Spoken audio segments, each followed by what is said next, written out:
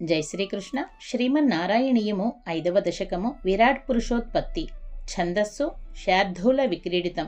వ్యక్తావ్యక్తమిదన్న కించిదభవత్ ప్రాక్ప్రాకృత ప్రక్షయే మాయాయాం గుణసామ్యరుద్ధ వికృతౌ త్వయ్యాగతాయాం లయం నో మృత్యుశ్చ తదామృతం చ సమభూన్నాన్హో నరాత్రే స్థితిః तत्रैकस्त्वमशिष्यथा किल परा नन्दप्रकाशात्मना कालः कर्म गुणाश्च जीवनिवः विश्वं च कार्यं विभो चिल्लीलारतिमेयुषि त्वयि तदा निर्लीनतामाययुः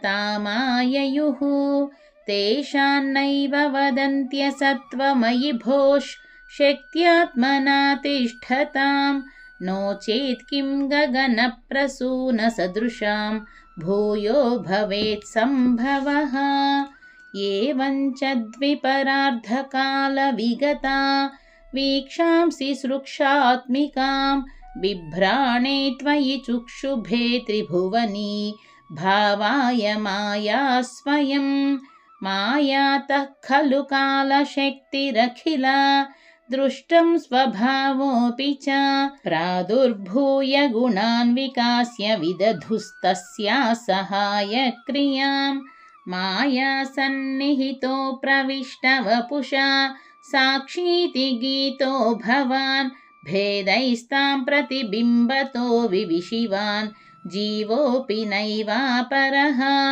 कालादिप्रतिबोधिताथ भवता संचोदिता च स्वयं माया सा खलु बुद्धितत्त्वमसृजद्योऽसौ महानुच्यते तत्रासौ त्रिगुणात्मकोऽपि च महान् सत्त्वप्रधानः स्वयं जीवेऽस्मिन् खलु निर्विकल्पमहमित्युद्बोधनिष्पादकः चक्रेऽस्मिन् सविकल्पबोधकमहम् तत्त्वं महान् खल्वसौ सम्पुष्टं त्रिगुणैस्तमोति बहुलं विष्णो भवत्प्रेरणात् सोऽहं च त्रिगुणक्रमात् त्रिविधताम् आसाद्य वैकारिको भूयस्तैजसतामसाविति भवन् आद्येन सत्त्वात्मना देवानिन्द्रियमानिनो कृतदिशा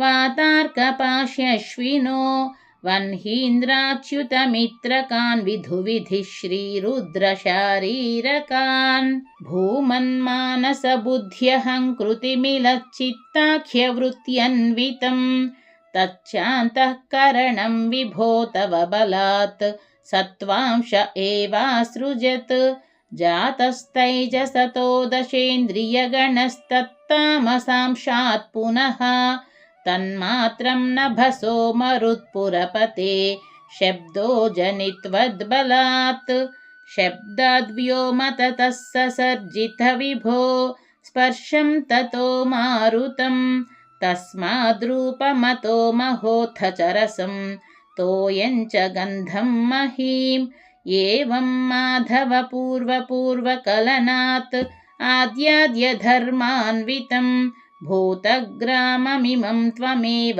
भगवन् प्राकाशयस्तामसात्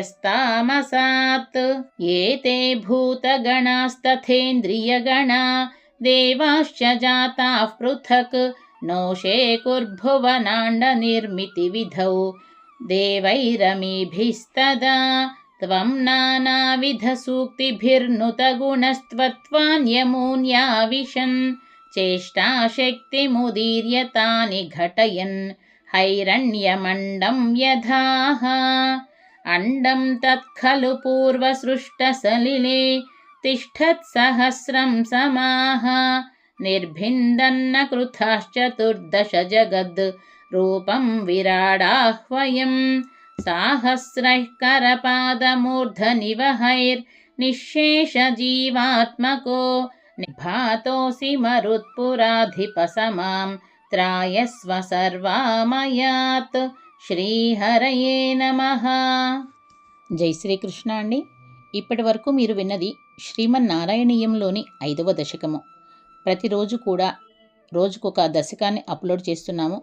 తప్పనిసరిగా మీరందరూ కూడా ప్రతిరోజు ఈ దశకాలన్నీ శ్రద్ధగా వినండి. ఆ శ్రీమన్నారాయణుడి అనుగ్రహాన్ని పొందండి. జై Shri Krishna. Please like, share, subscribe my channel. Thanks for watching.